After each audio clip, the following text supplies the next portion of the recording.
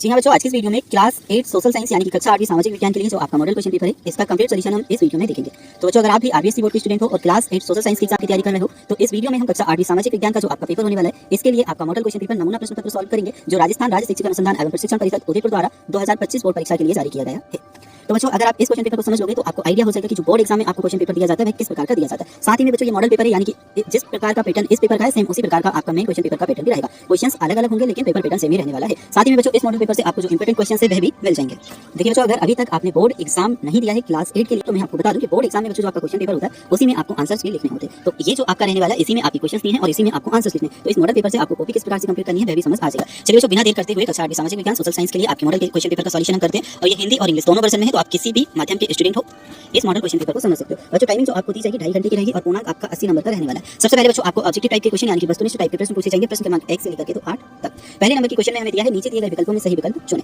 अब बच्चों, प्रश्न क्रमांक 1 को हम देखते हैं। इसमें हमसे कहा गया है, औपनिवेशिक शाही भारतीय नौसेना ने बगावत की थी। ठीक है, तो ऑप्शंस में हमें दिया है 1942 में, 1946 में, 1947 में या 1948 में। तो औपनिवेशिक शाही भारतीय नौसेना ने 1946 में बगावत की थी। सही उत्तर बच्चों हमारा बा वाला ऑप्शन 1946 आएगा। देखिए बच्चों, जैसे कि आवा सारा 4 ऑप्शन हमें दिए हैं, इसमें हमारा बा वाला ऑप्शन सही है, तो इस बॉक्स में हमें क्या करना है, बा उत्तर लिख देना है। ठीक है, ऐसे आपको आंसर लिखना रहेगा। ये जो बच्चों हमें बॉक्स दिया है, इसमें हम क्या करेंगे, बा आंसर लिख देंगे, क्योंकि हमारा बा उत्तर सही है। अगर बच्चों आप इंग्लिश मीडियम के स्टूडेंट हो तो इंग्लिश में भी आपका सेम ही आंसर रहेगा 1946। नेक्स्ट हम देखते हैं, सेकंड नंबर की क्वेश्चन में हमसे पूछा है, प्रति शब्द से तात्पर्य है। ऑप्शन में बच्चों हमें आवा सारा 4 ऑप्शन देखने को मिलते हैं। प्रति शब्द का तात्पर्य होता है जमीन को कुछ समय के लिए खाली छोड़ देना, यानी कि सा वाला ऑप्शन बच्चों इसमें हमारा सही उत्तर है। ये जो बॉक्स हमें दिया है इसमें हम सा लिखेंगे। अगर आप इंग्लिश मीडियम के स्टूडेंट हो तो सी वाला ऑप्शन बच्चों आपका करेक्ट आंसर रहेगा। नेक्स्ट हम देख लेते हैं, तीसरे नंबर के प्रश्न में हमें दिया है, मृदा निर्माण का कारक है। ऑप्शंस में बच्चों हमें दिया है, आ वाला ऑप्शन जैव पदार्थ, बा वाला ऑप्शन मृदा का गठन, सा वाला ऑप्शन बच्चों हमें दिया है जलवायु और दा वाला ऑप्शन दिया है उपयुक्त सभी। अब इसमें जो बच्चों हमारा सही उत्तर आएगा, उपयुक्त सभी सही उत्तर है, यानी कि दा वाला ऑप्शन सही आंसर है। इंग्लिश में बच्चों अगर हम देखें तो all of the above option D हमारा करेक्ट आंसर आएगा।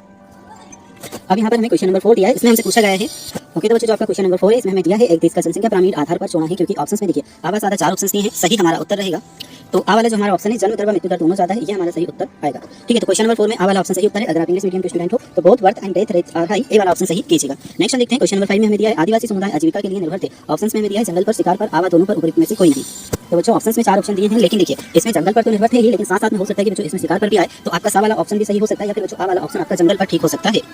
तो बच्चों इस क्वेश्चन में थोड़ा सा कंफ्यूजन है, मेरे हिसाब से जो आंसर होगा जंगल पर होगा बच्चों, लेकिन आप एक बार इस क्वेश्चन का जो आंसर है थोड़ा सा कंफर्म कर लीजिएगा, किसी से पूछ लीजिएगा, और अगर आपको सही उत्तर पता हो तो कमेंट बॉक्स में जरूर से बताइएगा। ठीक है, तो चलिए अब नेक्स्ट हम क्वेश्चन देखते हैं बच्चों। इस क्वेश्चन में बस ओनली कंफ्यूजन था, बाकी आपका एक भी प्रश्न का उत्तर गलत नहीं होगा। ठीक है, बाल श्रम अधिनियम पारित किया गया है। ऑप्शंस में बच्चों में दिए 1925, 1950, 1986, 2001। तो छठे नंबर का जो प्रश्न है बच्चों, इसमें हमारा सही उत्तर आएगा 1986 को बाल श्रम अधिनियम पारित किया गया है, तो सा वाला ऑप्शन हमारा 1986 सही आंसर आएगा। नेक्स्ट देखिए, मराठा शक्ति को संगठित किया। ऑप्शंस में हमें दिया है शिवाजी ने, बाजीराव ने, माधवराव ने और नाना फडणवीस ने। तो बच्चों 7 नंबर की क्वेश्चन के लिए सही उत्तर हमारा आएगा आ वाला ऑप्शन शिवाजी ने, यानी कि आ वाला ऑप्शन शिवाजी बच्चों हमारा करेक्ट आंसर है। नेक्स्ट हम देखेंगे, क्वेश्चन नंबर 8 हमें दिया है, रणथंभौर राष्ट्रीय उद्यान किस जिले में स्थित है। ऑप्शंस में बच्चों हमें जयपुर, जोधपुर, सवाई माधोपुर और उदयपुर दिया है, लेकिन सही उत्तर बच्चों हमारा आएगा सवाई माधोपुर।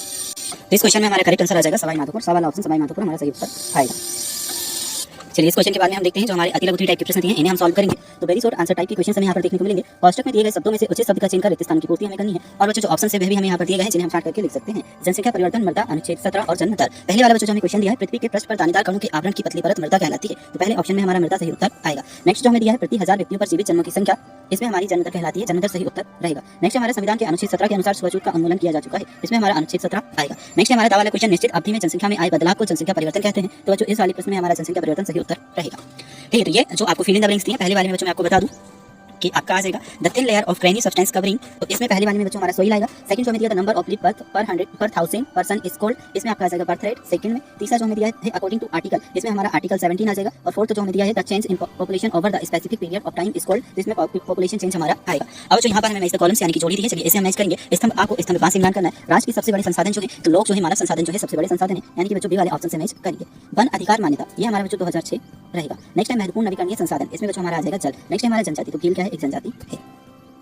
चलिए ये हो चुकी है हमारी मैच द कॉलम्स जो है कंप्लीट हो चुकी है। इसी प्रकार से बच्चों हमें इंग्लिश में करना रहेगा, the greatest resources of nation, तो ह्यूमन आ जाएगा। नेक्स्ट दिया रिकॉग्निशन फॉर फॉरेस्ट राइट, तो इसे हमने किससे मैच किया था, देखिए ये वाटर हो जाएगा, और ट्राइब हमारी आ जाएगी भील, और ये हमारा हो जाएगा 2006। ठीक है, चलिए इसके बाद में हम देख लेते हैं, यहाँ पर हमें बच्चों सत्य असत्य दिए हैं। निम्नलिखित कथनों को जांच करके सत्य असत्य कर उपयुक्त चिन्ह लगाइए। भारतीय संविधान के अनुच्छेद 21 के अनुसार पानी के अधिकार को जीवन का अधिकार हिस्सा माना गया, तो ये बच्चों हमारा सत्य होगा, तो सत्य पर हम टिक कर देंगे। नेक्स्ट हमें दिया राजस्थान जन आधार योजना 2017 से प्रारंभ की गई, ये बच्चों हमारा सत्य होगा, सत्य पर टिक करेंगे। बेटी बचाओ बेटी पढ़ाओ योजना का उद्देश्य बाल विवाह को रोकना है, तो बच्चों इसमें हम क्या सत्य पर टिक करेंगे। नेक्स्ट हमें दिया है भारतीय संविधान 6 से 14 वर्ष की आयु के सभी बच्चों को शिक्षा के अधिकार की गारंटी देता है, तो बच्चों ये भी हमारा सत्य आएगा। अगर बच्चों मैं इंग्लिश में आपको बताऊं तो पहला आपका क्या आ जाएगा, ट्रू आएगा, सेकंड हमारा फॉल्स आएगा, तीसरा ट्रू है हमारा, और फोर्थ नंबर का भी ट्रू है।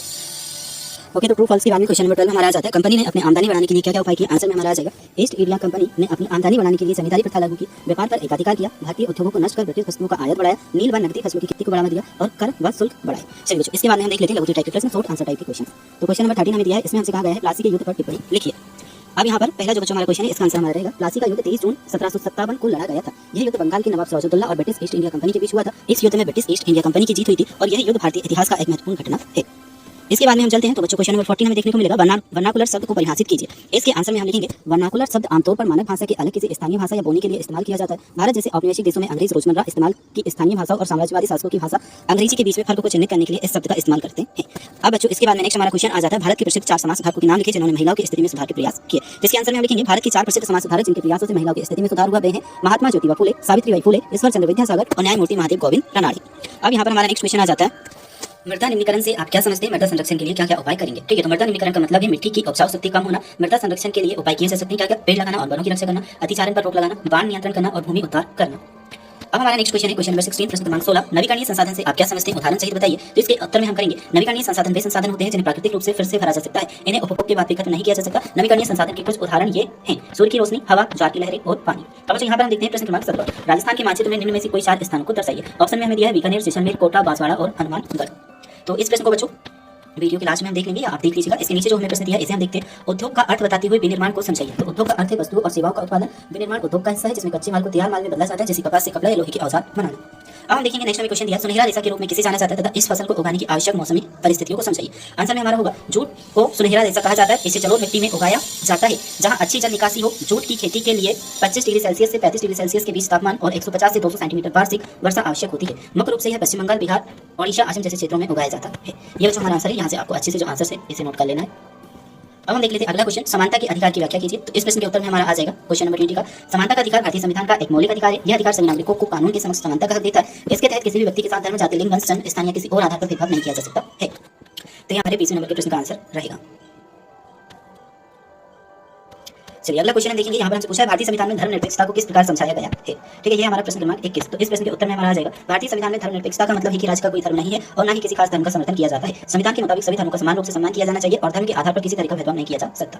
नेक्स्ट हम देखेंगे क्वेश्चन नंबर 22 हमें दिया है, राजस्थान की हथकरघा उद्योग पर टिप्पणी लिखिए। तो क्वेश्चन नंबर 22 का आंसर यहाँ से लिखोगे, राजस्थान का हथकरघा उद्योग राज्य की समृद्ध सांस्कृतिक विरासत का एक महत्वपूर्ण हिस्सा है। यह उद्योग न केवल राज्य की अर्थव्यवस्था में योगदान देता है बल्कि स्थानीय कारीगरों को रोजगार भी प्रदान करता है। अगला हम देखते हैं, फिशिंग से आप क्या समझते हैं। इस प्रश्न का उत्तर आएगा, फिशिंग एक तरह का साइबर हमला है। इसमें लोगों को धोखा देकर उनसे संवेदनशील जानकारी हासिल की जाती है। फिशिंग हमलों में लोगों को धोखा देने के लिए ईमेल, टेक्स्ट, फोन कॉल या वेबसाइट का इस्तेमाल किया जाता है। तो ये उत्तर जो है आपका यहाँ से यहाँ तक बच्चों रहेगा। पूरा जो आंसर है आपको ठीक से ये आपको नोट कर लेना है। चलिए इसके बाद में हम देखते हैं जो आपका नेक्स्ट क्वेश्चन दिया है इसे। तो यहाँ पर बच्चों आपके लॉन्ग टाइप के प्रश्न आ जाएंगे। तो बच्चों ये हमारे निबंधात्मक ऐसे टाइप के क्वेश्चन है, बंगाल विभाजन से भारतीय राष्ट्रीय आंदोलन को गति कैसे प्राप्त हुई और 1857 की क्रांति के पश्चात भारतीय शासन प्रणाली में क्या क्या बदलाव किए गए। चलिए अथवा में बच्चों आपको प्रश्न दिया है, रॉलेट सत्याग्रह पर टिप्पणी लिखनी है। अवध के बाद बागी भू स्वामियों के समर्पण करवाने के लिए अंग्रेजों ने क्या किया। बच्चों इसमें जो हमें पहला और दूसरा प्रश्न दिया, बंगाल विभाजन और 1857 की क्रांति, इनके आंसर देखेंगे। बंगाल विभाजन ने भारतीय राष्ट्रीय आंदोलन को गति देने में अहम भूमिका निभाई। इस विभाजन के बाद स्वदेशी आंदोलन की शुरुआत हुई जिसने भारतीय राष्ट्रवाद को मजबूत किया। इस आंदोलन में लोगों ने विदेशी सामानों को बहिष्कार किया और खादी जैसे स्वदेशी उत्पादों को अपनाया। 1857 की क्रांति के बाद भारत में शासन प्रणाली में कई बदलाव किए गए। इनमें से कुछ प्रमुख बदलाव ये रहे, भारत शासन अधिनियम 1858 के तहत ईस्ट इंडिया कंपनी का खात्मा कर दिया गया और भारत का प्रशासन ब्रिटिश क्राउन के हाथों में आ गया। भारत के गवर्नर जनरल को वायसराय बना दिया गया। लॉर्ड कैनिंग भारत के आखिरी गवर्नर जनरल और पहले वायसराय बने। भारतीय परिषद की स्थापना की गई, रणनीति को खत्म कर दिया गया। नेक्स्ट बच्चों क्वेश्चन नंबर 24 पूछा, भारत में अदालतों की संरचना को समझाना है, संसद में कानून बनाने की प्रक्रिया को समझाना है। और में भी आपको प्रश्न दिया है, इन्हें भी आप देख सकते हो। तो देखिए आंसर यहाँ पर लिखा, भारत में अदालतों की संरचना पिरामिड जैसी होती है। इसमें सबसे ऊपर सर्वोच्च न्यायालय होता है, इसके बाद उच्च न्यायालय और सबसे नीचे जिला अधीनस्थ न्यायालय होते हैं। संसद में कानून बनाने की प्रक्रिया से पहले विधेयक का प्रस्ताव किया जाता है जो सरकार या किसी संसद द्वारा हो सकता है। इसके बाद विधेयक को लोकसभा या राज्यसभा में पेश किया जाता है जहाँ पहले पठन और उसका शीर्षक पढ़ा जाता है और चर्चा नहीं होती। दूसरे पठन में विधेयक पर विस्तृत चर्चा होती है। यदि सदन इसे मंजूरी देता है तो संशोधन होते हैं। तीसरे पठन में विधेयक पर अंतिम चर्चा और मतदान होता है। इसके बाद विधेयक दोनों सदनों में पारित होता है और राष्ट्रपति के पास भेजा जाता है। राष्ट्रपति के हस्ताक्षर के बाद यह विधेयक कानून में परिवर्तित हो जाता है। नेक्स्ट हम देखेंगे क्वेश्चन नंबर 25, राजस्थान में 1857 की क्रांति की अक्षमता के प्रमुख कारणों का वर्णन करना है। टिप्पणी लिखनी है, राजस्थानी क्षेत्रकला शैली और नगरीय प्रशासन पर 1857 की क्रांति में राजस्थान के प्रसार को समझाना है। ठीक है, तो बच्चों ये आंसर है आपका, राजस्थान में 1857 की क्रांति के असफल होने के प्रमुख कारण। यहाँ पर आपको कारण दिए हैं, पहला, दूसरा, तीसरा, चौथा, पांचवा और छठा। बच्चों ये हो चुका है आपका कंप्लीट। अगर आपको अदर किसी सब्जेक्ट के मॉडल पेपर की सॉल्यूशन देखना है तो लिंक डिस्क्रिप्शन बॉक्स में मिल जाएगा, प्लेलिस्ट पे जाकर